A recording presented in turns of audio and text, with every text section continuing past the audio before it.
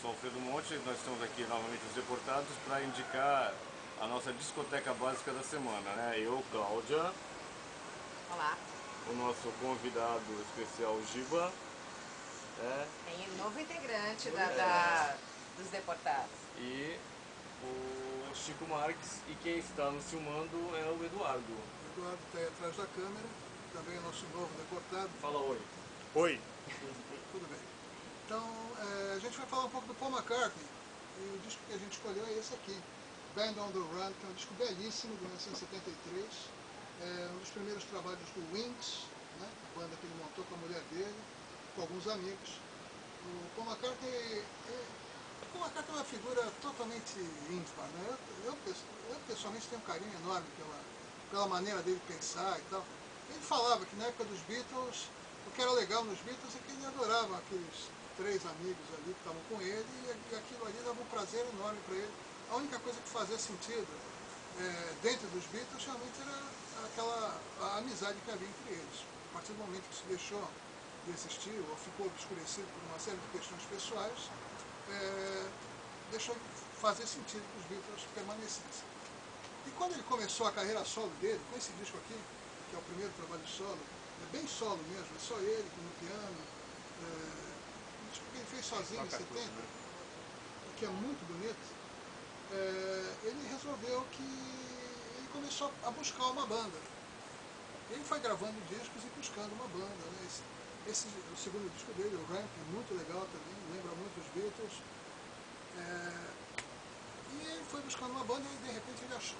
A banda era essa, era o Wings, vários integrantes, o Danny Lane na guitarra, que vinha dos Moody Blues, o Danny McCullough, e tinha mais alguém aí que eu não estou lembrando o nome agora. E a Linda McCartney, mulher dele, né, parceirona, que ele fazia questão que ela estivesse na banda, e ela não tocava nada, ele ensinou piano para ela, ele fez tudo para colocar ela na brincadeira, porque ele insistia nesse ponto, que só fazia sentido para ele cair na estrada dentro de um esquema quase familiar.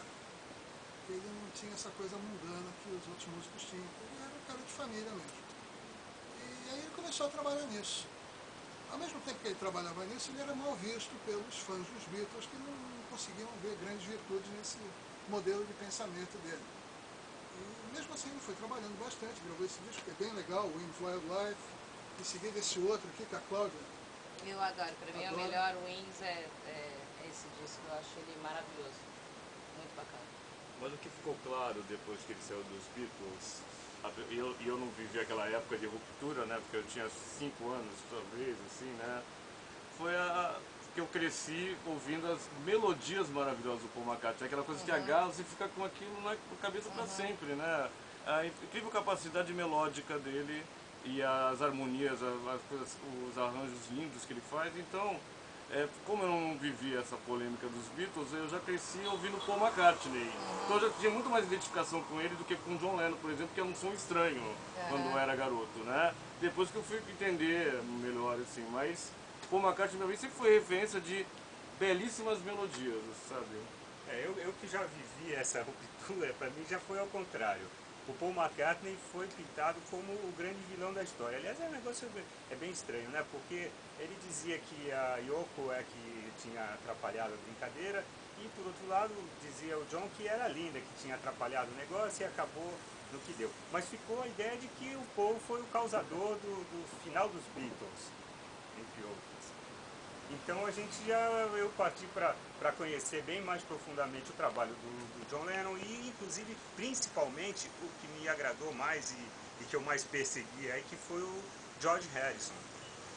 Que realmente ele estava com uma coisa assim, com uma demanda reprimida incrível, tanto que ele já saiu lançando logo uma caixa com 3 LPs, depois veio uma sequência de discos muito bons mesmo, né? Mas, na verdade, apesar dessa coisa assim, eu ainda continuava sempre dando uma olhadinha ali no Paul McCartney, claro, E vamos combinar que é ótimo que eles existissem todos, né? É, lógico. Eu tava sempre com o olhinho nele ali, né? Fingindo que eu não gostava mais dele, o Paul não, mas ele tava sempre dando uma olhadinha nele ali. Porque foi uma época que é engraçado, tinha essa torcida mesmo, né? Parecia time de futebol, né? Você tá da turma do Paul McCartney ou do John Lennon, né? Você Como não naquele pode tempo gostar parece dos que era dois. natural, existia uma coisa assim, era da Honda ou era da Yamaha? Exatamente, eram duas Tudo opções era só. assim, bipolarizado, né? Então, mas o Paul McCartney, quando chegou nesse estágio da carreira dele, do Band on the Run, a coisa ganhou um outro vulto, porque até então o trabalho solo dele não era levado a sério e era até desdenhado pela crítica e pelos fãs dos Beatles que idolatravam discos do Lennon que nem eram tão bons quanto os que o McCartney fazia, mas que falavam coisas mais de acordo com... Tinha uma postura um pouco mais... Né, política engajada, também. né? Engajada. Mas que tem muita música chata também, né? Tem. Nossa, envelheceram muito, eu acho. Mas quanto Não, mais envelheceram engajada, mal. mais chata, né? Envelheceram muito, né? Vamos Que falar olha, eu acho assim, eu ouvi outro dia algumas músicas de um dos discos do John Lennon nessa época, eu falei, gente, mas como envelheceu isso daí? Nossa senhora, sabe? perdeu um pouco o sentido, né? Virou uma coisa histórica. Então, e o Paul McCartney não. Quando ele gravou esse disco, foi um cala-boca que ele deu em toda essa gente que falava, insistia em colocar ele no segundo plano, porque esse disco é perfeito. O lado A dele é brilhante, é uma sequência de 5 canções assim, campeãs. É tipo... Eu lembro de ouvir o lado A desse disco. É uma música parece que depende da outra, meio que nem o Abbey Road, o lado B do Abbey Road, né? Você não dá pra escutar uma só, às vezes nem sabe qual é qual. Parece né? uma ópera, Você né? não sabe qual é qual, você vê o nome das músicas, mas quando escuta não consegue diferenciar uma delas. Tem uma urgência que é surpreendente. E aí o lado B é uma coisa toda voltada para um negócio quase que uma suíte que ele compôs para o Pablo Picasso, que ele tinha conhecido pessoalmente, tinha ficado encantado com o jeito de viver do Pablo Picasso, e aí ele fez essa brincadeira aí do Picasso's Last Words, que é quase que uma suíte, o lado B. E é muito legal, é um trabalho belíssimo com uma carta. Daqui por diante ele começou a ser levado a sério como artista.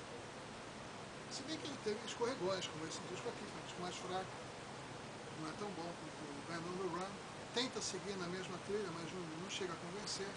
O Wings at the Speed of Life, que é o disco seguinte, também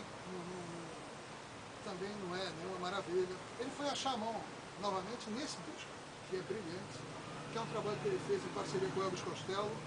As canções, várias delas aqui são parcerias dele com o Costello, e aí o resultado dessa dobradinha surpreendeu a todos, acho que inclusive a ele e ao Costello, porque realmente eles se reinventaram, tanto um quanto o outro brilharam de uma maneira surpreendente. Eu queria dizer que se a Linda não fazia nenhuma diferença no Wings, a não ser uma boa figura ali uma boa figura no show, ela foi uma grande fotógrafa, inclusive ela fotografou a capa de um disco do Jimi Hendrix, né? Acho que foi o Electric Lady, né? Tem fotos dela já em 68, né? Bom, não vamos nos esquecer que o sobrenome dela era Eastman. Mas não tem nada a ver, não. Tem sim. Não? A família dela, os Eastmans, Eram outros Eastmans. são outros, são advogados de Nova York. Inclusive a ruptura dos Beatles, em parte, teve a ver com isso, porque o McCartney queria que o empresariamento dos Beatles fosse feito pela família dela. E o John Lennon queria o Alan Klein, né? Colocar o Alan Klein, que era um pilantra. Pois eu sempre achei que o Eastman da Linda, olha só, esse blog também é cultura, hã? Aí fazendo o campeonato descobri que ela, esse Eastman não é o Eastman da Kodak. Vamos e venhamos, embora eu ache uma figura fascinante e interessante, ouvir a Yoko Ono cantar é um dos desafios mais terríveis que um ser humano pode enfrentar.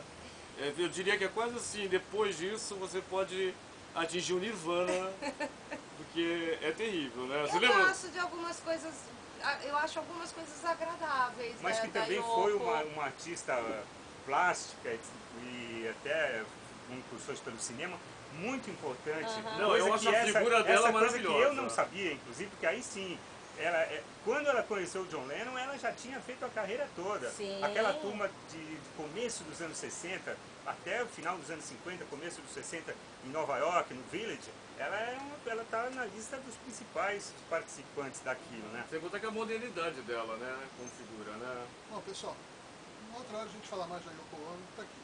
Nossa discoteca básica de hoje é Band on the Run, do Paul McCartney com os Wings.